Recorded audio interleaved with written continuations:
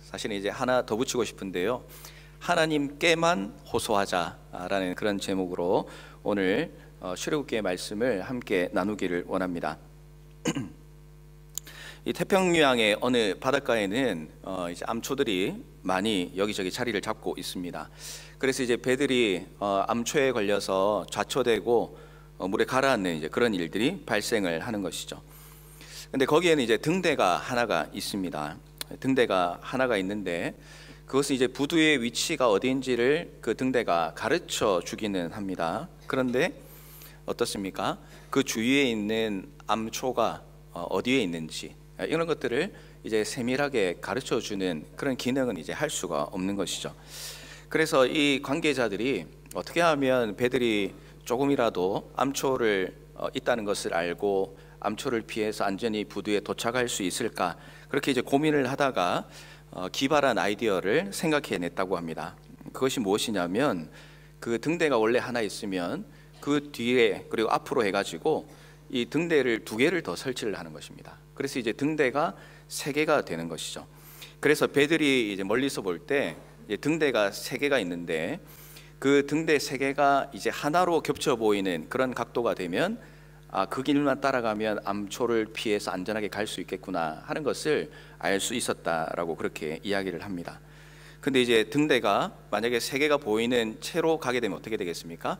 그러면 그게 올바른 길이 아니고 암초에 부딪힐 수 있는 그런 위험을 안고 이제 가게 될 수 있다라는 것이죠.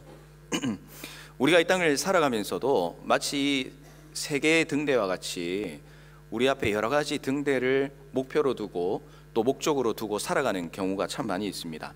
어떤 사람은 지식이 인생의 등대가 될 수도 있고요. 또 어떤 사람은 명예가 될 수도 있고, 또 어떤 사람은 물질이 될 수가 있고, 그 밖에도 우리가 살아가면서 정말 각자가 많은 그런 목적과 목표를 두고 살아갑니다. 그래서 그것이 하나의 등대가 되고 2개의 등대가 되고 3개의 등대가 되고 4개의 등대가 될 수도 있다라는 것이죠. 그런데 이것들은 각각의 어떤 나열된 등대이기 때문에 이것은 이제 여러 개로 보일 수밖에 없고 그것이 하나로 겹쳐질 수 있는 그런 시각을 우리가 가질 수가 없습니다. 그런데 이런 것들을 다 제외하고 우리의 인생의 목표를 예수 그리스도로 두고 그리고 예수님께서 주신 그 시각을 쫓아서 가게 되면 이런 세상의 여러 가지 등대들이 하나로 겹쳐지게 되는 그런 은혜를 누리게 된다는 것입니다. 그러니까 세상의 것으로는 할 수 없지만 예수님의 시각을 가지면 이 모든 것들을 능가하는 정말 우리가 제대로 살아갈 수 있는 길을 예수님을 통해서 우리가 발견할 수 있게 되고, 그리고 이 예수님의 시각을 따라가게 되면 어떻습니까? 암초에 걸리는 것이 아니라 안전하게 우리 주님이 원하시는 목적지와 목표에 도달할 수 있게 된다라는 그런 것입니다.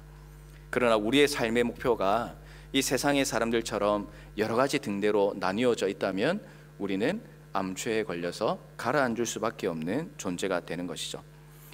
우리가 이제 이 이야기를 들으면 그렇다라고 생각은 하실 수 있겠지만, 그럼에도 불구하고 우리가 어떻습니까? 이 세상에서 살다 보면 그냥 여러 가지가 아니라 우리 주님을 통해서 한 가지 그런 등대만 보고 가야 되는데, 여러 가지 등대들, 그러니까 우리 인생의 여러 가지 목표들이 인생에 너무나 중요한 위치를 차지하는 바람에 저기로도 가고 싶고 이쪽으로도 가고 싶고 이런 유혹들을 항상 우리가 가지고 살아간다는 것입니다. 그래서 결국 어떻습니까? 암초에 부딪히기도 하고 또 때로는 쓰라린 실패를 경험하고 살아가는 것 같습니다. 하나님께서 이미 해결할 수 있는 길을 주셨음에도 불구하고 우리가 정말 참 안타깝게도 그런 잘못들을 지금도 우리가 저지르고 살아간다라는 것이죠. 오늘 우리가 읽은 말씀에 나오는 이스라엘 백성들도 정말 이런 것과 별반 다를 바도 없는 그런 삶을 살았던 것 같습니다. 5장 직전에 이제 말씀을 우리가 다시 한번 기억을 해보면요, 모세와 아론이 하나님의 부르심을 받았습니다. 그리고 하나님께서 명령하신 그 말씀을 이제 증거하게 되는데요, 그것은 이스라엘 백성, 그러니까 애굽에 지금 노예로 있는 이스라엘 백성들을 애굽에서 나와서 하나님께서 명령하신 곳으로 가게 해달라라는 것이 그 하나님의 말씀을 증거하는 것이었습니다.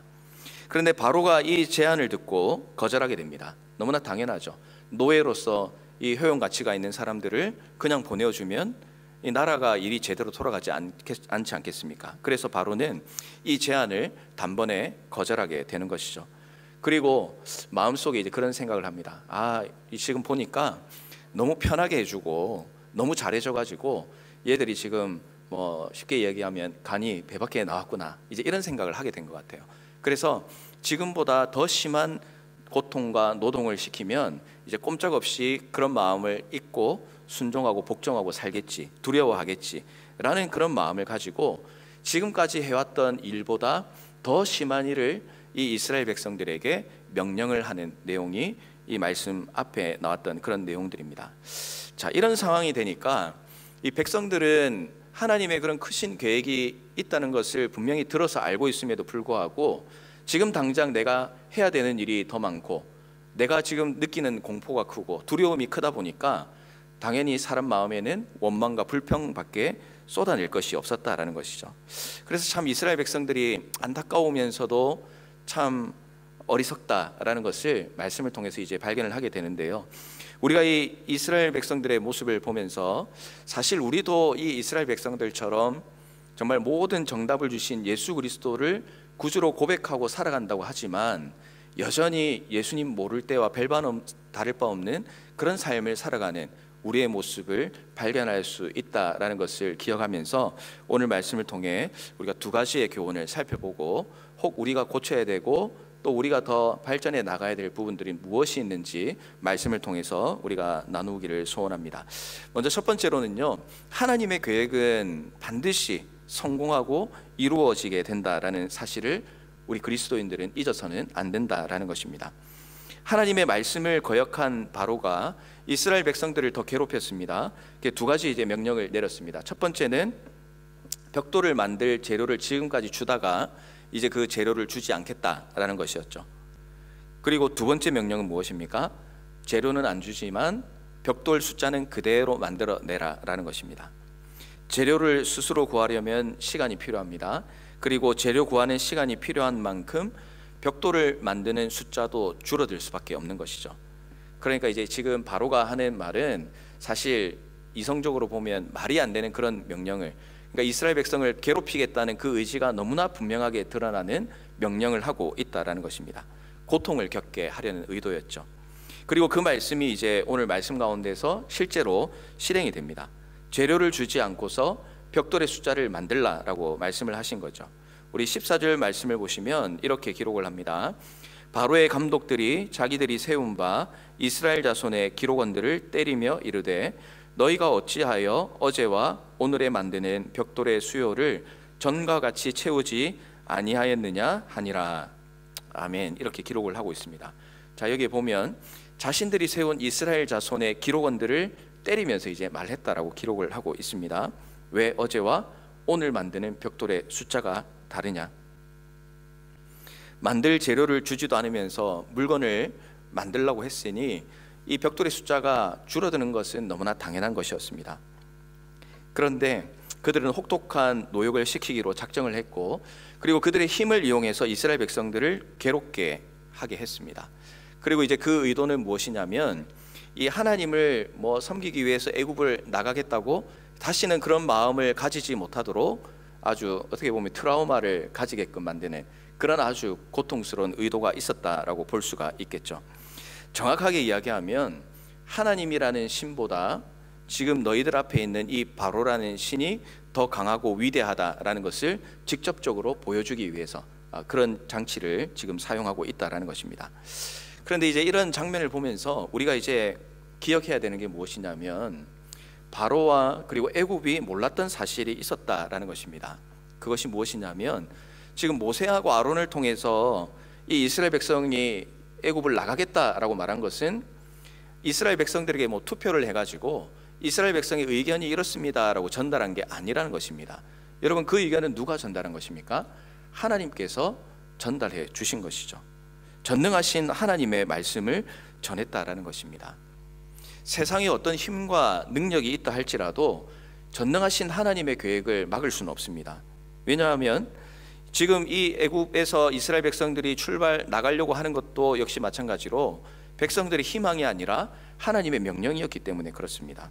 하나님의 구원의 역사, 그리고 하나님의 계획은 사람의 힘과 능력이나 그리고 그 어떤 폭력과 간섭으로도 막을 수 없다는 사실, 여러분들 믿으시길 바랍니다.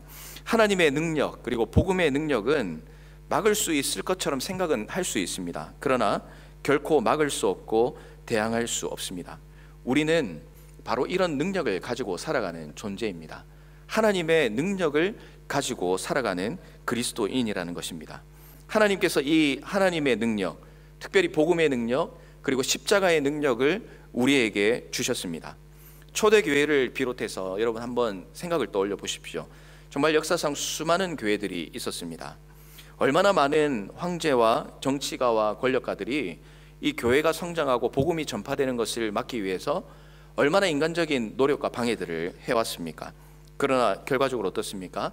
오히려 복음은 그런 박해가 있으면 있을수록 더 빠른 속도로 퍼져나가고, 그리고 박해했던 로마를 복음으로 정복하고, 그리고 땅끝까지 흘러가고 있다는 것을 우리는 분명히 경험하고 있는 것입니다. 그 무엇도 막을 수 없는 것이 하나님의 계획이요, 그리고 복음이라는 사실을 우리는 다시 한번 우리의 마음에 분명하게 새길 수 있어야 된다는 것이죠. 종교 사회학자인 이제 스타크라는 사람이 있습니다. 이분이 쓴 이제 기독교의 발흥이라는 그런 책이 있는데요. 그 책에 보면은 초대 기독교가 그렇게 박해를 받으면서도 성장하고 부흥할 수밖에 없었던 이유를 말하고 있습니다. 그의 연구에 따르면 이 서기 40년경에 로마 제국의 기독교인의 숫자를 대략적으로 세 보니까 한 1000명에 지나지 않았다라고 이분은 이제 조사 결과를 내요. 그리고 그들이 온갖 박해 가운데서 자신들의 신앙을 굳게 지키죠. 그런데 그 이후 300년 동안 기독교가 성장을 하는데, 그것이 이제 얼마만큼 성장을 하냐면 매년 40%가 성장을 했다라고 그는 보고를 하고 있습니다. 그래서 이 1000명이었던 이 그리스도인들이 300년이 지나면서 3300만 명의 그리스도인으로 부흥하고 성장하게 되었다라는 것을 그가 이제 책에 기록을 하면서 이 경이로운 성장의 비결이 무엇인지에 대해서 이제 여러 가지를 쭉 적어놨더라고요. 그 가운데 이제 세 가지 정도를 제가 봤는데, 첫 번째는 기독교인들이 세상에서 일반인들과 정말 구별된 삶을 살았다라는 것이 이제 자기가 발견한 첫 번째입니다. 그리고 두 번째로는요, 기독교인들이 진심으로 서로를 섬기고 이웃을 참된 사랑으로 돌보고, 또 그들은 소규모의 가정교회에서 자신들의 삶과 고백이 담긴 간증을 나누면서 서로에 대해서 돌봄과 나눔의 삶을 살았다. 그리고 세 번째는 기독교인들이 성경의 가르침대로 결혼과 그리고 가정생활을 성결하게 지켜나갔다. 이외에도 이제 여러 가지가 있지만 대표적으로 이렇게 세 가지를 이야기를 하고 있더라고요. 여러분, 물론 삶에서 다른 것들이 이제 나타나긴 했지만 그 삶의 중심이 무엇이냐면 바로 하나님의 말씀이 그들의 삶의 중심이었고, 그리고 십자가의 능력이 그들의 삶에 있었기 때문에 그런 삶을 박해 가운데서도 살아갈 수 있었고, 그리고 그 가운데 능력이 일어나고 부흥의 역사가 일어났다. 하나님의 말씀의 능력을 믿고 의지할 때에 부흥의 능력과 역사가 우리가 상상하지 못했던 그런 일들이 우리의 삶에 일어나게 되더라라는 것이죠. 그런데 이스라엘 백성들은 오늘 말씀이 어떻게 기록되고 있습니까? 하나님의 능력이 그들에게 주어져 있고, 또 출애굽의 역사는 하나님의 능력 가운데 분명히 진행해 가실 것인데, 이스라엘은 불평과 불만으로 지금 가득 차 있는 모습을 보게 됩니다. 기록원들의 불만을 여러분 한번 우리가 같이 읽어봤으면 좋겠습니다. 20절과 21절 말씀을 다 같이 한번 읽어봅시다. 시작. 그들이 바로를 떠나 나올 때에 모세와 아론이 길에 서 있는 것을 보고 그들에게 이르되 너희가 우리를 바로의 눈과 그의 신하의 눈에 미운 것이 되게 하고 그들의 손에 칼을 주어 우리를 죽이게 하는도다. 여호와는 너희를 살피시고 판단하시기를 원하노라. 아멘. 자, 눈앞에 지금 일어나고 있는 그런 문제와 일과 상황으로 정말 고통스러워하고 한숨 쉬고 그리고 정말 포기하는 그런 모습이 이스라엘 백성들에게 나타나고 있습니다. 하나님께서 함께 하시겠다고 분명히 말씀을 하셨는데, 이 이스라엘 백성들은 그 하나님의 말씀이 그들의 삶의 기준이 되고 중심이 되지 않았다라는 이야기입니다. 우리도 역시 마찬가지입니다. 우리가 십자가의 능력을 가지고 또 복음의 능력을 가지고 있습니다. 복음의 능력이라는 것이 무엇입니까? 네가 알아서 해라 라는 것이 아니라 내가 직접 하겠다라는 하나님의 약속입니다. 이렇게 하는 것이 어떻겠냐? 우리에게 알아서 해라 라고 그렇게 말씀하는 게 아니라는 것입니다. 그럼에도 불구하고 우리는 어떻습니까? 정말 우리가 머리로는 주님의 말씀대로 살아가야 하는 것 아는데, 그러나 이제 실제 세상에서 살아갈 때에 사람들의 시선을 의식하는 것이죠. 이렇게 하면 뭔가 이 그룹의 분위기를 망칠 것 같은데, 이렇게 하면 저 사람이 나와 별로 함께하고 싶은 그런 마음이 안 들 것 같은데, 하나님의 말씀대로 살아간다고 하면 나를 고리타분하게 보고 시대에 뒤떨어진 사람이라고 생각할 텐데, 또 말씀대로 정직하고 순결하게 살면 내가 남들보다 뒤처진 삶을 살 수밖에 없는데, 말씀대로 살면 두 배의 이득 볼 것을 본전밖에 못 찾게 되는데, 자, 이런 여러 가지 생각들이 정말 우리의 생각에 정말 여러 등대가 생기는 것처럼 우리의 마음을 어지럽게 만들고 어디로 가야 될지 갈팡질팡하게 만드는 그런 결과를 가져오게 된다는 것이죠. 특별히 이제 전도하는 것도 역시 마찬가지입니다. 내가 과연 이 시대에, 정말 이 디지털 시대, 그리고 과학이 이렇게 발달한 시대에 내가 과연 전한다고 해서 사람들이 받아들일 수 있을까? 그리고 복음의 능력이 그 사람들에게 정말 일어날 수 있을까? 시대가 이렇게 많이 변했는데 전도하는 것이 옳은 방법인가? 예전에는 예수님께서 전도하라고 말씀하셨지만 그 시대하고 오늘 시대하고는 다른데, 아마 예수님이 이 시대에 왔으면 전도 굳이 안 해도 된다라고 혹시 이야기하지는 않을까? 이런 식으로 자기 합리화와 그리고 상황을 인식하는 모습들이 나타나게 된다는 것이죠. 그러나 여러분, 오늘 이스라엘의 상황을 보면서 우리 자신을 돌아봐야 됩니다. 우리가 하나님의 일을 맡은 자로서 얼마나 그 복음의 능력을 의지하고 십자가의 능력을 의지하고 믿음으로 당당함으로 합당한 삶을 살고 있느냐라는 것이죠. 여러분들은 하나님의 계획을 여러분의 인생 가운데서 과연 얼마만큼의 위치에 두고 하나님의 말씀을 신뢰하고 살아가고 있습니까? 하나님의 말씀은 그 자체로 살아 역사하는 힘이 있습니다. 운동력이 있어서 복음을 듣는 사람의 마음과 심령이 하나님께 돌아오게 만드는 그런 놀라운 역사가 있습니다. 우리의 힘으로 하는 것이 아니죠. 그러므로 우리는 때를 얻든지 못 얻든지 승리하실 복음의 삶을 살아야 하고, 또 그 살아있는 복음을 증거하며 살아가는 그런 사명이 우리에게 주어져 있다는 사실을 여러분들이 꼭 기억하시기를 바랍니다. 우리가 지난주에 청년부에서 펀드레이징 한다고 이제 떡볶이하고 오뎅을 이제 준비를 했습니다. 그래서 뭐 준비하는 과정이 뭐 청년들이 어쩌다 한 번씩 요리하는 거 좋아할 수도 있지만, 그래도 그 떡볶이하고 오뎅 막 하는 게 그냥 마냥 쉽게 하려고 하는 건 아닌 것 같더라고요. 그래서 이제 준비하는 과정도 참 오랜 시간이 필요하고 노력도 필요하고, 또 각자 이제 맡겨진 일들을 하려면 많은 것들을 이제 투자를 해야 됩니다.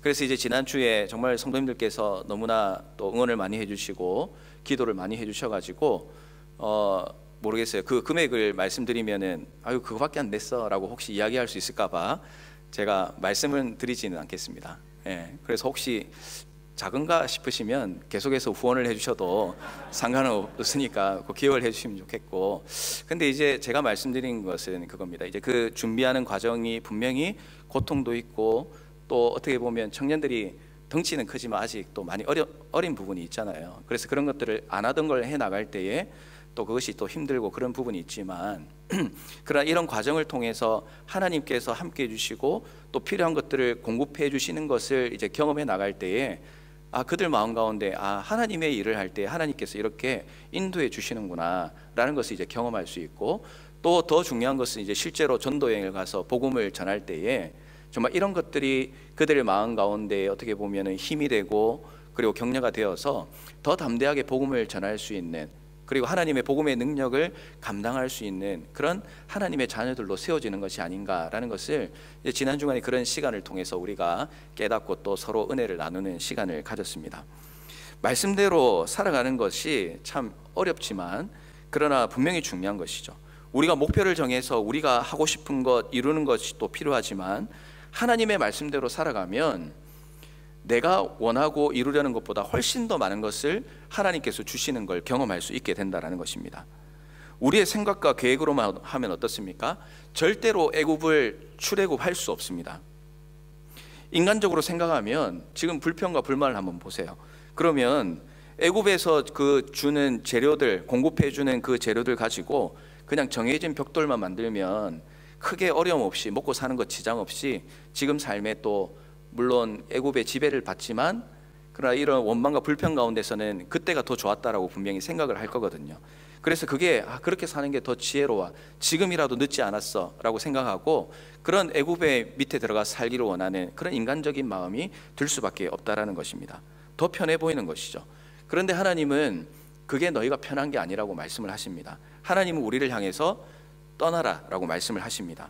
편해 보이는 세상의 것, 또 편해 보이는 세상의 방법을 내려놓고 하나님이 명령하신 어떻게 보면 끝이 보이지 않는 광야길로 걸어가라고 하나님께서 우리에게 말씀해 주시는 것이죠. 앞이 보이지 않고 힘들지만 이 하나님의 능력의 말씀을 붙잡고 나아가면 그 결과가 어떻습니까? 반드시 하나님께서 약속하신 가나안 땅에 도착하고 그리고 놀라운 것들을 누리며 살아갈 수 있게 된다는 것입니다. 사랑하는 성도 여러분, 우리가 살아가는 삶터에서 그리고 일터에서 이 복음의 능력을 의지하고 십자가의 능력을 의지하며 매일마다 승리의 삶을 살아가시는 여러분의 삶이 되시기를 주님의 이름으로 축원합니다. 하나님의 계획과 뜻을 삶에서 경험하는 그런 간증의 삶을 사십시오. 그리하여 이 땅에 하나님의 뜻이 우리의 말로만 임하는 것이 아니라 우리의 행동과 우리의 순종과 우리의 삶을 통해 나타내서 정말 아름다운 열매를 내가 생각했던 것보다 훨씬 더 많은 것들을 하나님을 통해 열매 맺고 누리시며 살아가시는 모든 성도님들의 삶이 되시기를 주님의 이름으로 축원합니다.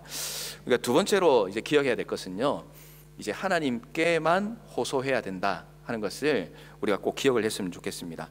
우리 15절 말씀인데요, 다 같이 한번 읽어보도록 하겠습니다. 시작.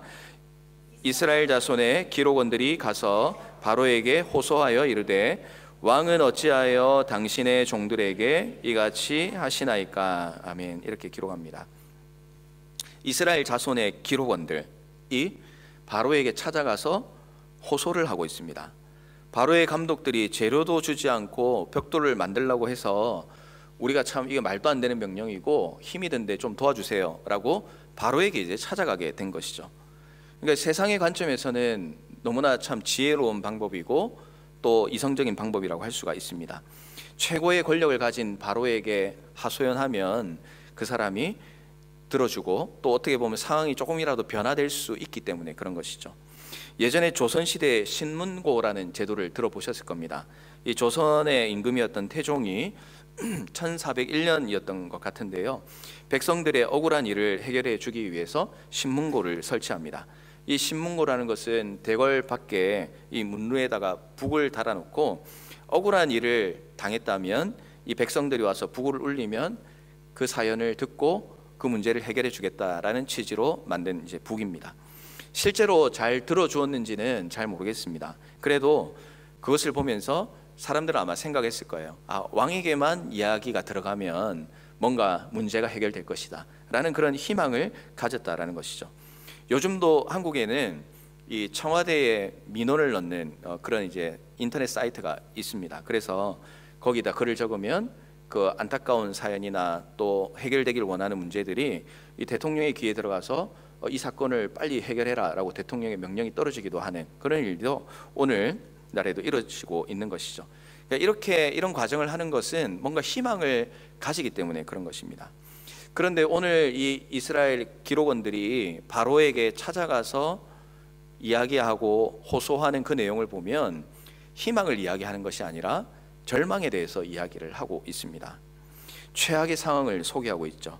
조금이라도 자기의 처지를 이해해 줄까 싶어서 만났던 바로가 이렇게 대답을 합니다. 17절 말씀에 보면 바로가 이르되 너희가 게으르다 게으르다 그러므로 너희가 이르기를 우리가 가서 여호와께 제사를 드리자 하는도다 라고 기록을 하고 있습니다. 그리고 다시 뭐라고 명령을 하죠? 재료 없이 명령 그대로 벽돌을 수량대로 맞추라 라고 이 바로가 이 백성들에게 다시 명령을 합니다. 그러자 이제 백성들이 아론과 모세를 원망하는 내용이 21절까지 나오게 되는 것이죠. 이 모세와 아론의 행동 때문에 바로가 화가 났습니다. 그리고 그 화로 인해서 이스라엘 백성들이 곤욕을 치렀습니다. 사람의 눈으로 볼 때는 가만히 잘 살고 있는데 모세하고 아론이 두 사람이 나타나는 것 때문에 자기들이 고통을 받게 되었으니까 원망할 수밖에 없는 것이죠. 그러나 이제 이 이스라엘 백성들에게도 지금 상황에서 이제 큰 문제점이 하나가 있습니다. 모세와 아론을 하나님께서 부르시고 나서 4장 말씀 말미에 보면 이스라엘 자손의 모든 장로들과 백성 앞에서 이 모세와 아론이 하나님의 출애굽 계획을 알려주었다, 그리고 이적을 행했다라고 분명히 기록을 하고 있습니다. 자, 이제 전쟁이 시작되었고 이스라엘 백성들은 하나님의 명령대로 움직이는 그런 하나님의 군대가 되었다라는 사실이에요. 그러니 이스라엘 백성은 이제 바로의 명령을 듣는 군대가 아니라 하나님의 명령을 듣는 군대가 되었다라는 이야기입니다. 이스라엘 백성에게 있어서는 바로가 대장이 아니고 하나님이 대장이 되었다라는 것이죠. 그런데 이스라엘 백성들이 하나님이 주관하시는 전쟁이었다, 하나님이 명령하신 그 출애굽이다라는 것을 몰랐다면은 조금은 이제 편을 들어주고 싶지만, 그러나 4장 말미에 제가 말씀드렸던 것처럼 이미 장로들과 그리고 그런 여러 가지 계획들을 사전에 다 들었기 때문에 장로들과 백성들이 이미 알고 있는 상황이었다라는 것이죠. 그들은 애굽에서 종살이하고 있지만 지금부터는 하나님의 백성이라는 사실, 자기의 존재를 깨닫고 하나님의 명령에 순종하며 살아야 됐습니다. 그들에게 이제 문제와 어려움이 생기면 바로를 찾아가는 것이 아니라 하나님을 찾아가서 하소연하고 호소하는 삶을 살아야 한다라는 것입니다. 어린아이가 이제 해결하지 못하는 그런 일이 생겼습니다. 그런 누구한테 가야 해결이 되겠습니까? 부모님한테 당연히 가야 되겠죠. 부모님에게 가야 문제가 해결되고 고민이 해결이 됩니다. 왜냐하면 부모님보다 자신을 더 사랑하는 사람, 그리고 아껴주는 사람, 헌신해 줄 수 있는 사람은 세상에 없기 때문에 그렇습니다. 뭐 친구 부모님에게 찾아가면 얘기는 들어줄 수 있겠지만 근본적인 해결을 해줄 수가 없는 것이죠. 하나님의 자녀도 역시 마찬가지입니다. 우리가 인생을 살아가면서 도움이 필요하면 가장 먼저 그리고 가장 본질적으로 찾아야 되는 분이 누구냐면 아버지인 하나님께 도움을 요청해야 된다는 것이죠. 그래야 문제가 완전히 해결이 되고 그리고 은혜를 경험할 수가 있게 되는 것입니다. 그런데 이스라엘 백성들은 누구를 찾아갔습니까? 자신의 적인 바로에게 찾아가서 도와달라고 호소를 하고 있는 것이죠. 그러니 희망을 발견하는 것이 아니라 절망을 경험할 수밖에 없었다라는 그런 사실입니다. 사랑하는 성도 여러분, 우리가 이 죄악된 세상 그리고 원수된 세상에서 우리는 하나님께서 우리를 자녀로 삼아주시고 그리고 하나님의 백성으로 우리를 구별시켜 주셨습니다. 그래서 우리는 세상과 죄악의 백성이 아니라 하나님의 백성이 되었습니다. 그러면 우리에게 문제가 생겼을 때에 우리는 누구에게 찾아가야 되겠습니까? 세상의 도움을 우리가 아직 받으려고, 그리고 세상의 어떤 그런 방식대로 우리가 찾아가려는 모습이 아직 있진 않습니까? 세상의 방법을 찾으면 돌아오는 것은 절망과 실패와 원망밖에 주어질 수 없습니다. 그러나 하나님의 도움을 구하면 어떻게 됩니까? 하나님은 자기의 독생자 예수 그리스도를 정말 대속제물로 내어줄 만큼 우리를 사랑하시는 분이라고 분명히 우리가 고백을 하고 있습니다. 하나님은 그렇게 사랑하는 우리 자신을 반드시 기억하여 주시고 우리의 고민을 들어주시고 우리의 아픔을 만져주시고 우리의 상처를 회복시켜 주신다는 사실을 여러분 기억하시기를 바랍니다. 오늘을 살아가면서 여러분 그리고 지금 이 순간에 여러분 앞에 어떤 문제와 어떤 어려움이 놓여져 있습니까? 여러분들은 오늘 하루 또 어제까지 오늘까지의 그런 삶들을 돌아보았을 때 아직까지도 어떤 고민을 가지고 지금 끙끙 신음을 소리를 내고 앓으면서 살아가고 있습니까? 어떻게 해결해야 될지 몰라서 우왕좌왕하고 있진 않습니까? 내가 어디에서 어떤 사람에게 도움을 받아야 할까? 누구의 조언을 들어야 이게 잘 해결될 수 있을까? 누구를 고용해야지 이것이 잘 풀릴 수 있을까? 우리가 이런 고민들, 수없는 고민들을 많이 하리라 그렇게 생각을 합니다. 그러나 여러분, 우리가 할 수 있는 일들은 해나가지만 그러나 정말 우리의 힘으로 버겁고 또 우리의 능력으로는 조금 부족한 것 같고 또 해결책이 보이지 않을 때 여러분, 그때는 바로 우리의 주인이시고 우리의 아버지시고 우리의 대장 되신 하나님께, 우리 아버지께 엎드려서 도와달라고 호소해야 될 때다라는 사실을 여러분 꼭 기억하시기를 바랍니다. 하나님께 진심으로 아뢰고 하나님께 간절히 구하는 기도를 하나님은 결코 외면하지 않고 반드시 들어주실 것입니다. 그리고 가장 합당하고 우리의 인생에 있어서 가장 좋은 것으로 하나님께서 응답해 주신다는 그 확신을 여러분 꼭 기억하시고 그 하나님과 매일마다 동행하는 삶을 살아가시기를 바랍니다.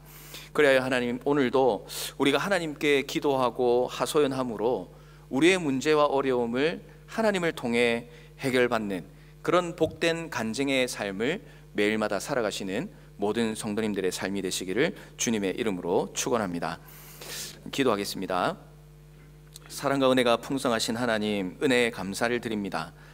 이스라엘 백성들의 그 모습을 보면서 우리가 참 안타깝기도 하고 우리는 이런 실수를 안 할 것처럼 생각은 하지만, 그러나 오늘 이 시대를 우리가 살아가면서 여전히 이스라엘 백성들과 같은 실수, 또 어떻게 보면 이스라엘 백성들보다도 못한 그런 삶을 살아가는 우리의 모습을 발견할 때가 있음을 주님 앞에 고백합니다.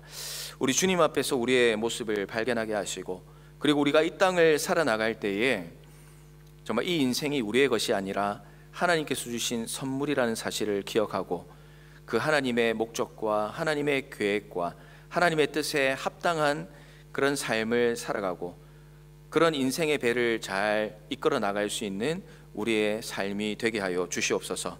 어려울수록 더 하나님 의지하게 하시고, 고민이 있을수록 더 하나님 앞에 내려놓게 하시고, 또 힘든 일이 있을 때 하나님 앞에 눈물로 나아갈 수 있는 그런 하나님의 자녀 되게 해주셔서 이 땅에서 하나님의 함께 하심을 날마다 경험하며 나아가는 복된 그런 기쁨의 삶이 되게 하여 주시옵소서. 살아계신 예수님 이름으로 기도드립니다. 아멘.